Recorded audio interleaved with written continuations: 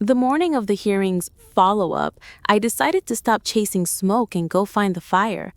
I made tea, opened my laptop, and began where the rumor could not hide: paper.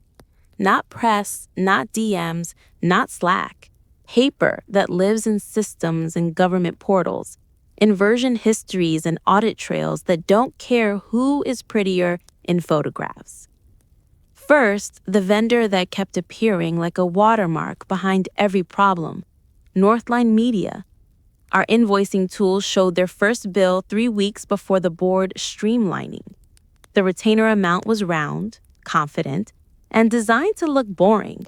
The description field said brand protection and growth. The contact email was a generic inbox. The bank account was with a small fintech that promises instant setup. I copied the account number and opened the public registry for service firms. The registration record was new in a way that still smelled of wet ink. Director, Karishma a name I knew from Ria's college photos, the friend who always stood a little too close at parties. The address on the filing matched an apartment in Ria's building. The beneficial owner line was not public, but the contact phone number ended with the same 4 digits as Ria's spare work sim, the one she kept for campaigns. It could still be coincidence with good makeup. I took screenshots, saved the page as a PDF, and printed a copy with the URL and date stamped at the bottom. Paper is slow, but it holds.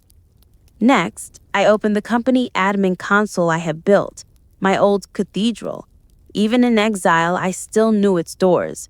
6 months earlier, to meet an audit standard, I had created a read-only trail for delegated access, the feature that allows an assistant to act on behalf of an owner's inbox. The log sat there, unglamorous and loyal. I filtered by owner, me; actor, not me; time, 1:30 to 3 a.m. The screen populated with the list so plain it felt like a joke. ARJ at delegating to my account. Ria at delegating to my account. Actions tagged schedule, send, forward, archive, create rule. The IP range for those actions matched the same subnet from the 2:13 a.m. bank alert. I exported everything to CSV. I printed the first page and ran a highlighter across 4 rows until the ink pooled like a small sun. Then I printed the full 37 pages and placed them face down on my desk to cool. Data is not a confession. People are. I thought about the moments that had bothered me, the ones shaped by questions. The safe that lost and found the brooch. The trademark notice with a smile.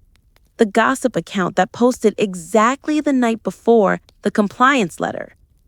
If it was a plan, it had rhythm. I called Mira.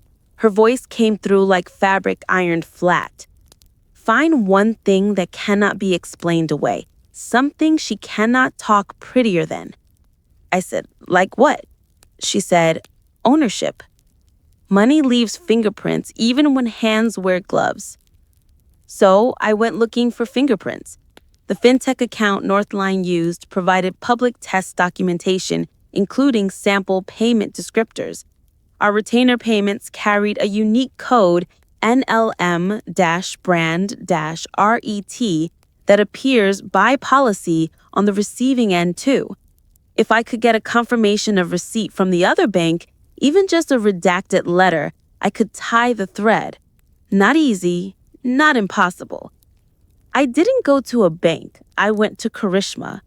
Her studio sat above a pet grooming shop. A bell jingled when I pushed the door. She wore a linen dress and a look meant to say she had nothing to hide. "What a surprise," she said, smile neat. "I won't take time," I replied. "I'm here to ask you to confirm something simple. Are you the owner of Northline Media?" Her smile kept its shape. "I consult for many brands," she murmured. "You should ask Ria." "I am," I said softly, "by asking you." Her eyes shifted, just a flick. "This is inappropriate," she whispered, looking past me to a calendar as if it could rescue her. "Then I'll make it appropriate," I said, placing a sealed envelope on the counter. Inside are logs, screenshots, and a draft of a letter to the compliance firm naming the relationship between you and Rhea. "If I'm wrong, you'll sue me and win. If I'm right, you'll remember that my family gave you your first paid campaign." I paused, kept my voice level. "All I need is a one-line email from your official inbox confirming that Northline Media is your firm, that the retainer exists, and that you have one additional advisor on the account." Her lips parted, then closed. "This feels threatening," she said thinly. "This is me asking cleanly before I have to ask loudly, and I prefer clean." I left without waiting.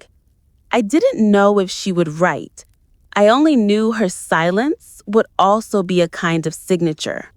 Back at my desk, I remembered something small and stubborn. The day Rhea brought tea to a line before the board. My laptop had been on, camera lid open, mic active.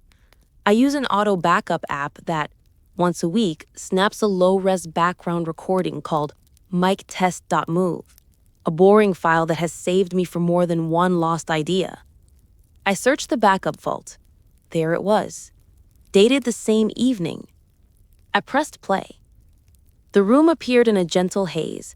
My desk, 2 mugs, our knees at the bottom of the frame. The audio was clear enough to count breaths. We spoke about optics, about outsourcing ops, about Northline handling brand protection. Then my phone rang and I stepped out to the kitchen. The camera kept recording. Rhea stayed seated, lifted her phone, and made a call. Her voice dropped into the tone she uses when she wants something without asking. "Blind item runs Saturday," she said softly. "Yes, the compliance letter lands Friday. Timing is important." A pause. "She'll sign wellness," she added. "I'll make sure she's tired." Another pause. "Use her login for the courier reroute. If it bites, we need her to look messy." A beat. "No, she won't fight. She thinks we are still on the same side." I didn't move. I didn't breathe. The file ended with me re-entering the room and asking, cheerful, "More sugar?" The intimacy of the ordinary made the cruelty sound like a ritual. I replayed the audio once more, then dragged the file to 3 different encrypted folders and copied it to a fresh drive. I wrote the checksum on a paper sticky and put it in my wallet. People can argue about context. They cannot argue about the math of a checksum. At 5:12 p.m., an email arrived from Karishma at Northline Media with a subject line that felt like a white flag. Confirmation. This is to confirm that Northline Media has an active retainer with Ivory and Thread for brand protection and growth. The account is advised by myself and 1 additional consultant. Regards, Karishma A. Short, dry, legally safe. But it did 3 things. Proved the vendor was real, tied a person to the shell, and planted a second name, 1 additional consultant, in a field that had been pretending to be empty. I forwarded the email to a fresh, private account with the subject line I'd recognize even in a storm. Stone. I attached the audit logs, the registry screenshots, and the mic test file with the time code of Rhea's call. Then I printed the email, not because paper is fashionable, but because a printed email with a header can outlive a power cut. After dinner, my father sat with a ledger for comfort. I asked him a question I should have asked earlier. "When you created the family trust," I said, "what did the clause say about changes to equity?" He looked up, surprised I was not crying or asking for tea. He replied, "Changes require both sisters' consent. Equal founders, that was the point." "Even temporary reallocations?" I pressed. He frowned. "Temporary management shifts are fine. Equity is not a toy." I nodded slowly. The trust was my unburnable page. All her optics, all the public narratives could move around me like weather. But to change the book, she needed my signature. She didn't want my signature. She wanted my absence so she could persuade him to amend the trust for stability, then circle back to make it permanent when the dust settled. The wellness leave had not been an exit. It had been a disguise. I slept early and woke before the sun, the air soft and expectant. On my walk to the bus stop, a stray dog trotted beside me for a half block and then veered away as if he remembered he had something better to do. I bought a newspaper I wouldn't read, just to hold the weight of something that wasn't about me.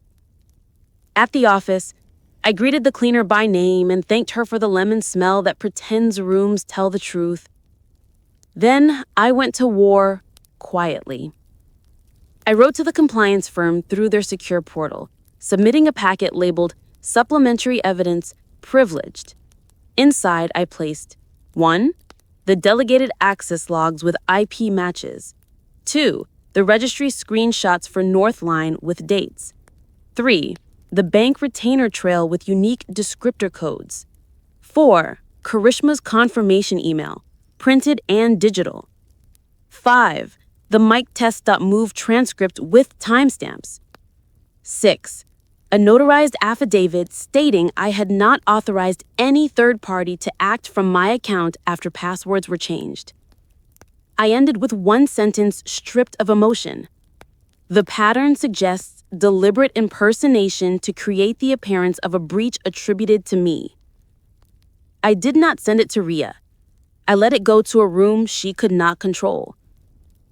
Next, I asked IT to rotate the master admin keys under the dual custody clause, another policy I had written when we were still a we. It required 2 founders or 1 founder plus an external auditor to approve. The compliance firm, now implicated, co-signed within the hour. The keys rotated. The night doors she had been using would no longer lead where they used to.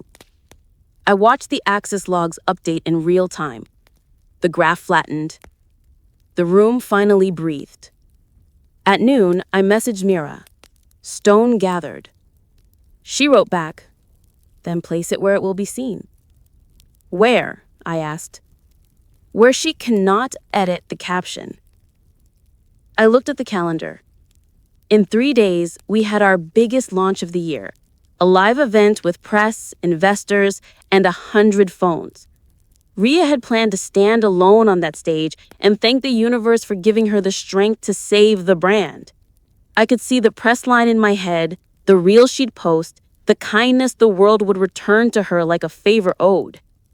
I wasn't planning to take the stage. I was planning to bring a mirror. Late afternoon, the compliance firm replied, "We have received your supplementary evidence. Given the seriousness, we are initiating an independent review and advising a pause on any disciplinary action." Asha from HR pinged me with a cautious smile emoji. Arjun did not ping. Ria posted a sunset on stories with the caption, "Trust the timing." I almost laughed. Timing was finally mine. That night, I laid everything on the table. The logs, the email, the transcript, the pen my father gave us, the cheap pen I had bought for speed. I was no longer asking whether my sister loved me enough not to do this. I was asking how to tell the truth in a way that left no room for performance. The answer was simple. Show, don't shout. Present, don't accuse. Let evidence speak in my voice. I picked up the heavy pen and wrote a single line on the first page of a clean notebook. I will not be her evidence. I will be my own. Then I closed the book and slept. The power had shifted, not with noise, not with rage, but with proof. The victim had learned the rules of the game and quietly moved the board. I began with paper, witnesses, and time. 3 tools that don't scream, don't trend, and don't lie. I told myself, no noise, no shortcuts, no anger in the signature. I made tea, cleared my table, and laid everything out in rows: logs, emails, the mic test transcript, the registry printouts, and the trust deed photocopy with the clause underlined twice. The cheap pen sat to my right for speed. My father's heavy pen waited to my left for decisions. My first call was to the lawyer who drafted our family trust, a calm man with a desk that looked like a library. I didn't accuse anyone. I asked for clarity. If one founder is put on wellness leave, I said softly, can equity be amended without her? He adjusted his glasses and read the clause aloud, word by careful word, like a poem. No, he concluded. Both signatures are mandatory for any equity change. Temporary management has no bearing on ownership. He paused. Do you need this in writing? Yes, I whispered. On your letterhead. Today. He agreed. I felt a string inside me stop shaking. Then I walked to the notary office near the old post road. It smelled like ink pads and dust, the good kind, the honest kind. I carried 3 sealed packets labeled A, B, and C. Each packet held copies of the same bundle: audit logs, registry screenshots, Karishma's confirmation email, the mic test transcript with timestamp, and my affidavit stating that I never delegated approvals after the password change. The notary stamped the envelopes and signed across the flaps, so any tampering would tear the signature. I left with a receipt that crackled like a small shield. I gave Packet A to the compliance firm via their secure intake. Packet B went by courier to the investor's office, with the cover note, please treat as confidential until our scheduled review.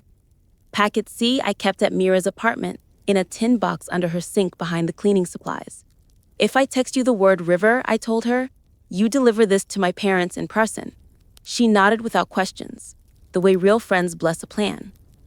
Next, I made a clean, read-only copy of our entire admin activity export and generated a checksum for the file. I wrote the checksum on paper, sealed it in a separate envelope, and kept it in my wallet. Facts can be argued. Math is a door that only opens one way.